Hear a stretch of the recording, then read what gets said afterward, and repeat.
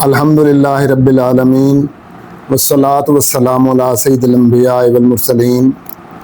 السلام علیکم ناظرین، سب سے پہلے آپ یہ ویڈیو ملاحظہ فرمائیں۔ ہم نماز کی نہیں پڑھتے اردو میں؟ نماز میں بیٹے ایک چھوٹی سی سورہ پڑھنا ہوتی ہے، وہ فاتحہ سورہ ہے۔ اگر ہم اس کو اردو میں پڑھنا شروع کر دیتے تو آپ جب مراکش میں جاتے، انڈونیشیا میں جاتے، تو آپ کو پتہ ہی نہیں چلتا کہ آپ کو اردو میں پڑھتا ہے، کوئی پنجابی میں پڑھتا ہے۔ تو نماز میں اللہ تعالیٰ نے یہ طریقہ اختیار کیا ہے کہ اس کے ایک حصے کو لازم کر دیا ہے۔ وہ حصہ کیا ہے؟ وہ یہ ہے کہ آپ کو سورہ فاتحہ پڑھنی ہے اور کوئی چھوٹی سورہ 3-4، اتنی ایک تعلیم ہر مسلمان کو ملنی ہی چاہیے۔ اس کے سوا باقی نماز میں آپ رکوع میں کیا پڑھیں، آپ سجدے میں کیا پڑھیں، وہ آپ اردو میں پڑھیں، وہ آپ پنجابی میں پڑھیں، وہ آپ انگریزی میں پڑھیں، جس طرح چاہے پڑھیں۔ تو اتنا سا حصہ جو بلند آواز سے پڑھا جاتا ہے یا اللہ اکبر کہا جاتا ہے، یہ سمع اللہ لمن حمدہ، یہ عربی میں رکھا گیا ہے تاکہ ساری دنیا میں مسلمانوں کے اندر وحدت رہے، آپ کو کہیں اجنبیت کا احساس نہ ہو۔ ہر جگہ جب آپ جائیں تو یہ معلوم ہو کہ یہ خدا کی کتابیں پڑھی جائیں۔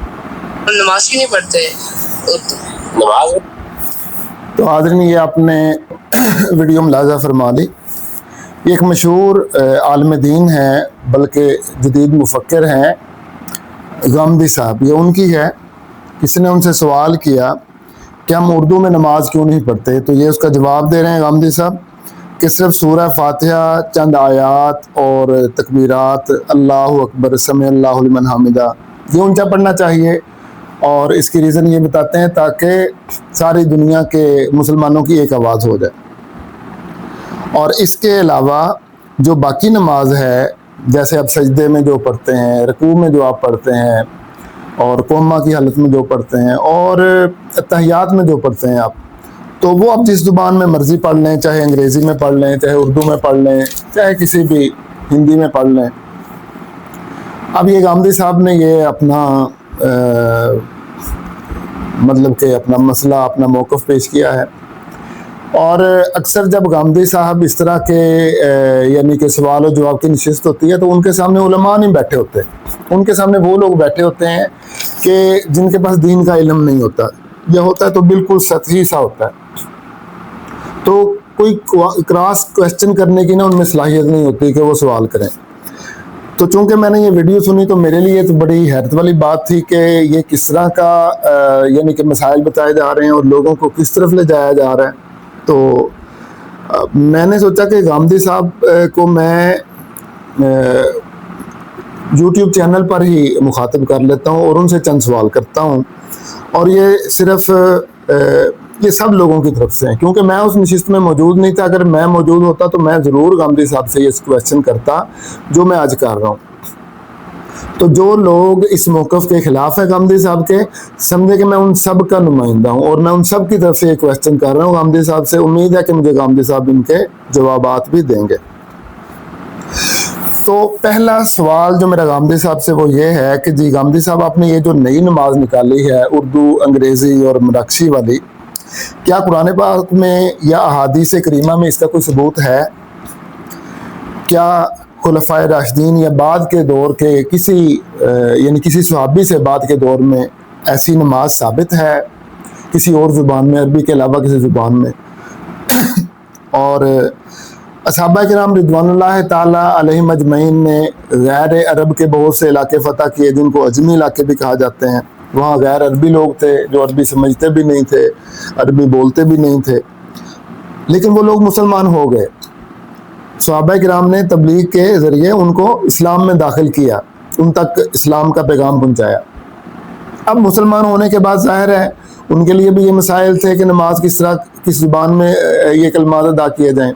تو کیا کسی صحابی نے کسی غیر عربی کو یہ رخصت دی ہے کہ تم نماز جس زبان میں مرضی پڑھ لو، یا تم سمع اللہ لمن حمدہ اور ربنا لک الحمد کے علاوہ سجدے میں، التحیات میں جس زبان میں مرضی الفاظ ادا کر لو؟ کیا کسی صحابی سے ایسا رخصت دینا ثابت ہے، ایسی نماز ثابت ہے کہ کسی صحابی نے اجازت دی ہو؟ اس کے بعد غامدی صاحب تابعین کا دور آیا، تبع تابعین کا دور آیا، اور اب تک 1400 سال سے زیادہ کا عرصہ گزر چکا ہے نبی کریم صلی اللہ تعالیٰ علیہ وسلم کو مبعوث ہوئے، اور اس دنیا سے رخصت ہوئے. تو کیا آپ کسی ایک عالم دین کا قول دکھا سکتے ہیں, کسی تابعی کا, تبع تابعی کا, یا کسی اور عالم دین کا, کہ اس نے یہ رخصت دی ہو کہ نماز کسی بھی زبان میں پڑھی جا سکتی ہے؟ اور غامدی صاحب, جب یہ ثابت ہو گیا کہ تمام امت مسلمہ کا اس بات پر اجماع ہے کہ نماز عربی زبان میں ہی ہے اور اسی زبان میں ہی نماز پڑھنی چاہیے, تو پھر 1400 سال سے جس مسئلے پر امت مسلمہ کا اجماع ہے, آپ اس میں تفرقہ کیوں ڈال رہے ہیں؟ آپ اپنی ایک 1.5 انچ کی مسجد الگ سے کیوں کھڑی کر رہے ہیں, جبکہ آپ کے پاس کوئی دلیل بھی نہیں ہے, کوئی ثبوت بھی نہیں ہے, بغیر کسی دلیل کے, بغیر کسی ثبوت کے, تو آپ دین میں یہ تفرقہ کیوں ڈال رہے ہیں؟ اور جب آپ بغیر کسی دلیل کے, بغیر کسی جواز کے جب دین میں کوئی مسئلہ آپ نکالتے ہیں, تو ایسا لگتا ہے, مجھے ایسا لگتا ہے, ہو سکتا ہے میرا یہ چیز غلط ہو, یہ تو آپ نے بتانا ہے نا کہ ایسی بات ہے کہ نہیں, لیکن مجھے ایسا لگتا ہے جیسے آپ گمراہی کی نئے رستے نکال رہے ہیں, لوگوں کے لیے رستہ نکال رہے ہیں کہ یہ بھی ایک طریقہ ہے, یہ بھی ایک طریقہ ہے. تو غامدی صاحب, آج آپ نے نماز کے کچھ حصے کو غیر عربی میں پڑھنے کی رخصت دی, تو ہو سکتا ہے کل کوئی مفکر اٹھے اور وہ کہہ دے کہ باقی نماز بھی غیر عربی میں پڑھی جا سکتی ہے. ہو سکتا ہے کہ وہ اٹھے, کوئی کہہ دی اللہ اکبر سمع اللہ لمن حمدہ ربنا لک الحمد, یہ بھی آپ غیر عربی میں پڑھیں. پھر کوئی اور مفکر اٹھے اور وہ کہہ دی سورہ فاتحہ بھی غیر عربی میں پڑھی جا سکتی ہے, قرآن پاک کی آیات بھی غیر عربی میں پڑھی جا سکتی ہیں. اور جب وہ کوئی ایسا موقف پیش کرے گا تو پھر وہ آپ کو دلیل بنائے گا, آپ کا ریفرنس پیش کرے گا.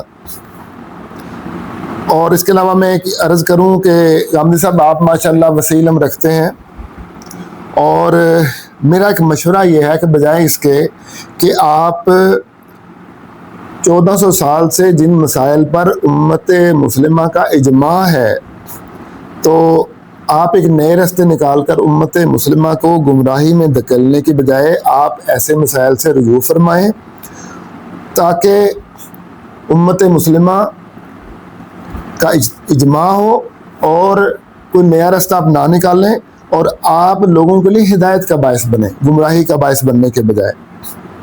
اور یاد رکھیں کہ عام آدمی کے نقطہ نظر سے کوئی فرق نہیں پڑتا. ایک عام آدمی ہے نا, وہ یہ بات کہے گا کوئی فرق نہیں پڑے گا, لیکن جب ایک آپ جیسا عالم دین جو ہے جمہور کی رائے سے اختلاف اور انحراف کرتا ہوا نظر آتا ہے, تو وہ بہت سارے لوگوں کے لیے گمراہی کا سبب بن جاتا ہے. جس کے اتنے فالوور ہوں اور جو لوگ اس کی پیروی کرتے ہوں, تو وہ لوگوں کی گمراہی کا باعث بن جاتا ہے اور بن سکتا ہے. اور کیونکہ جو لوگ آپ کو ماننے والے ہیں, ان کو وہ تو دلیل کی بات ہی نہیں کرتے, وہ تو کہتے ہیں بس غامدی صاحب نے کہہ دیا تو ٹھیک ہے, یعنی ہر بات میں وہ آپ کو فالو کر رہے ہیں. یہ ایک الگ بات ہے کہ آپ یہ کہہ رہے ہیں کہ قرآن کو فالو کرو اور احادیث کو فالو کرو, لیکن جو لوگ آپ کو فالو کر رہے ہیں وہ قرآن و حدیث کو نہیں, وہ آپ کو فالو کرتے ہیں, اور جو مسئلہ آپ جیسے کہہ دیتے ہیں وہ آپ کے پیچھے آنکھیں بند کر کے لگ جاتے ہیں. آخر میں میری ناظرین سے یہ درخواست ہے, اور جو غامدی صاحب کے فالوورز ہیں ان سے بھی یہ درخواست ہے کہ چاہے غامدی صاحب ہوں چاہے کوئی اور عالم دین ہو, جب بھی کوئی مسئلہ پیش کرے تو اس عالم کے ساتھ ساتھ آپ دیگر علماء کو بھی سن لیا کریں, اور اس نقطہ نظر کو اپنائیں جس پہ جمہور علماء کا اتفاق ہو. جس مسئلے پر, جس رائے پر سارے عالم اسلام کے علماء متفق نظر آئیں, آپ وہ راستہ اپنائیں, تو اس طریقے سے آپ گمراہی سے بہت حد تک بچ جائیں گے. یہ ایک راستہ ہے گمراہی سے بچنے کا. اور جب آپ غامدی صاحب کی رائے کو یا کسی اور عالم دین کی رائے کو یا مثال کے طور پر میری رائے کو ہی آپ آنکھیں بند کر کے اس پر عمل کریں گے اور دوسرے علماء کا موقف نہیں سنیں گے, ان کی رائے کو اہمیت نہیں دیں گے, تو پھر گمراہی میں جانے کے چانسز بہت زیادہ ہیں. اللہ تبارک و تعالی مجھے بھی اور غامدی صاحب کو بھی ہدایت عطا فرمائے, اور جو ان کے سننے والے ہیں اور میرے سننے والے ہیں, اللہ تعالیٰ ان کو بھی ہدایت عطا فرمائے. وما علیہ الا البلاغ المبین. السلام علیکم.